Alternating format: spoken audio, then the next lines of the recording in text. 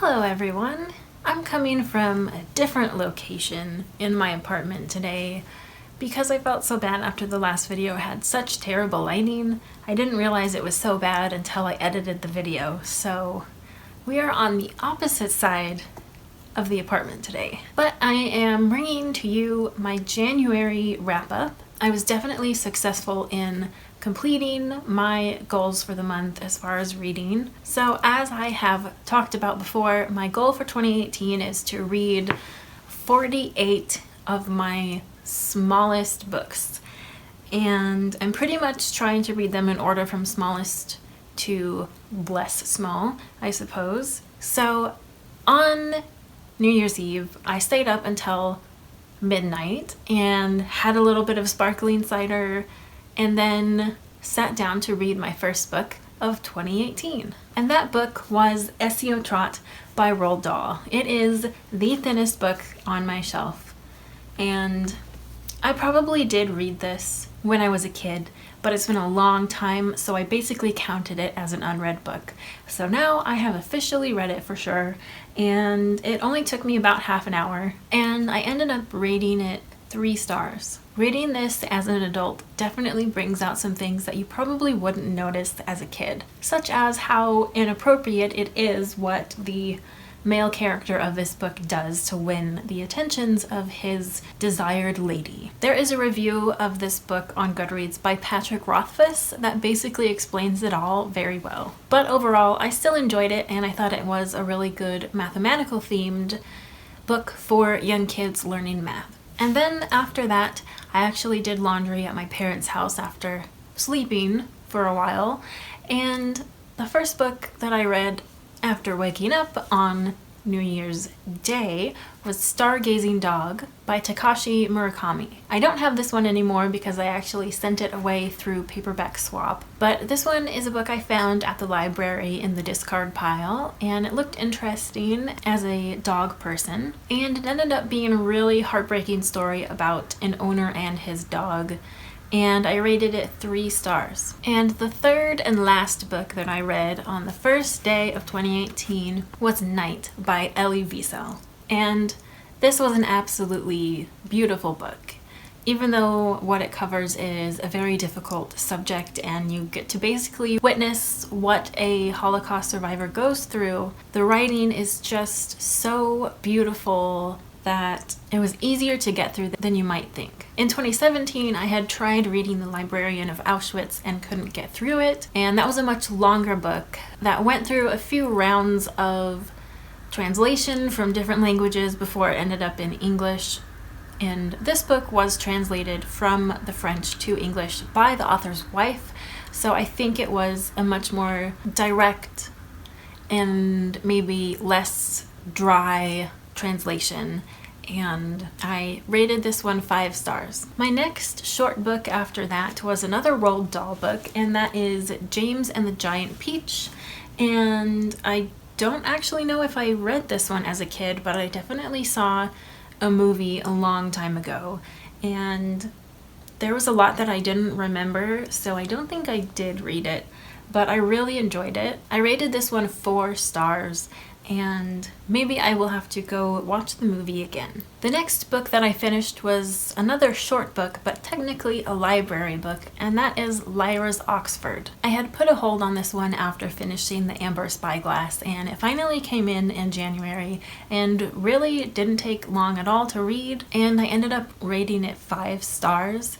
I love any story about Lyra, so I really enjoyed this one because it just follows her really closely right after The Amber Spyglass takes place, and it takes us back to Jordan College at Oxford, which is kind of a nostalgic location, even though I just read these books for the first time in December. And I also really liked the cryptic messages and pictures and extra stuff that was included in the book that kind of leads us into the Book of Dust, which I hope to read in the next few years because I don't know when I'll be able to get to it, but I definitely will. And then I decided it was time to start my first graphic novel reads of the year. So from my library, I got the next 3 issues of Lumberjanes and the next 3 issues of Saga. So that was 5, 6, and 7 for both Lumberjanes and Saga, and I really enjoyed all of them. I think I rated some of them 4 stars, some of them 5 stars, but overall I really love both series,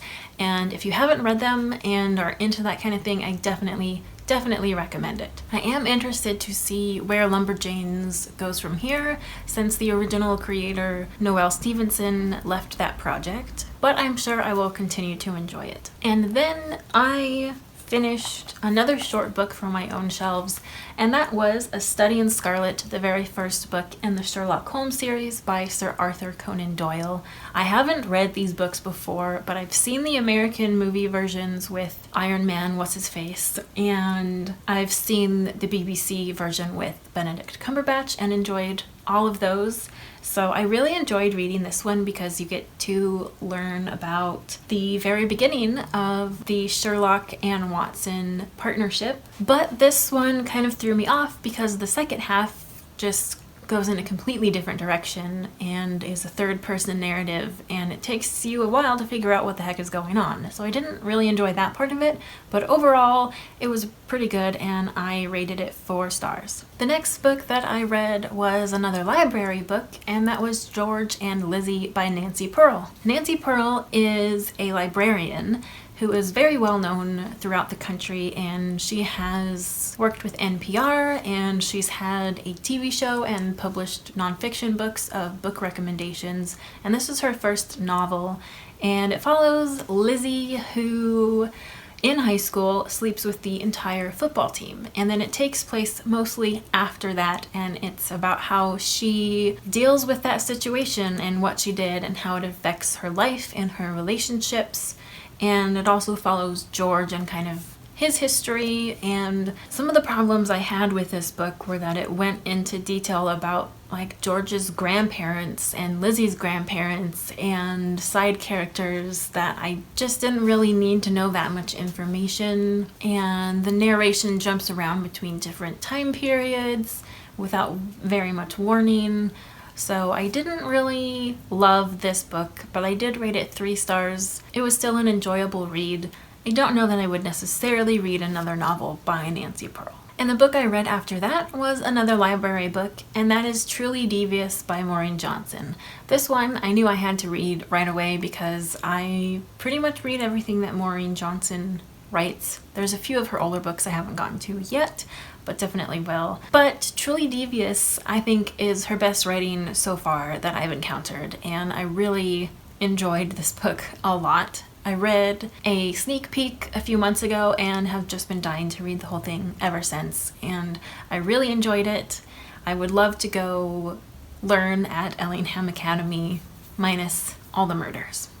I rated Truly Devious 4 stars. I didn't outright love it, but it was still very good. And then I read another short book off of my own shelves, and that is The Sign of Thor by Sir Arthur Conan Doyle. This is the second one in the Sherlock series, and I enjoyed this one, and it didn't have that weird section at the end where it goes into a completely different scene to explain how the events of the mystery happened, but instead you get a guy going on a very long explanation of what happened, and those don't always sit well with me because when you're telling someone events in the past, you don't remember exact dialogue, and writers often pretend that they do, but that's not how it works, so it bugs me. But anyways, I rated this one 3 stars because I didn't enjoy it quite as much. It didn't have the novelty of the new partnership between Watson and Sherlock, and it had that long explainy section. But overall, I still enjoyed it and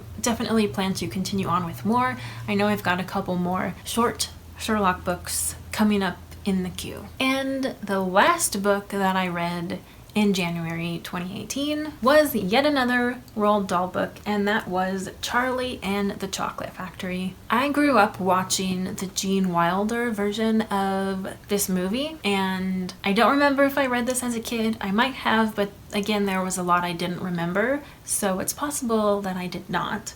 and I really enjoyed it. It was very nostalgic and funny. I laughed out loud at a couple parts, and at one point I just couldn't resist going to get myself a cup of hot chocolate to enjoy while reading about chocolate. It does have a little bit of fat shaming because one of the characters is a large character who eats a lot of food. I rated this one 4 stars because I did really enjoy it and just took it with a little grain of salt because some of the writing is a little out of fashion. Patrick Rothfuss also has a very entertaining review of this book on Goodreads where he talks about how Willy Wonka basically captures an entire indigenous race and takes them from their homeland in order to work as slaves in his factory. So that's a really interesting viewpoint, and part of that kind of out of fashion style of writing and storytelling. Which reminds me, another part of why I didn't really like the Sign of Thor is because there's a very stereotypical depiction of a indigenous person from, I believe, the Andaman Islands, and the way the person is described and the race is described is just kind of horrific. So there you go. So, if you've been counting along, I read 7 short books from my own shelves in January, which is 1 short of my goal for February. So I'm well on my way, and it's also a total of 16 books, which is 1 short of my goal for February. So I'm definitely ahead on my reading goals, but since these are literally the smallest books on my shelves, I'm sure I will get less ahead as the year goes on. And this also means I can spend time reading other things such as more library books and rereads from my own shelves and stuff like that. So that is all that I have for this video. I hope that your January went as well as mine, or as well as you were hoping, and that you have a good reading month in February. As always, thank you for watching, and I'll see you next time. Bye.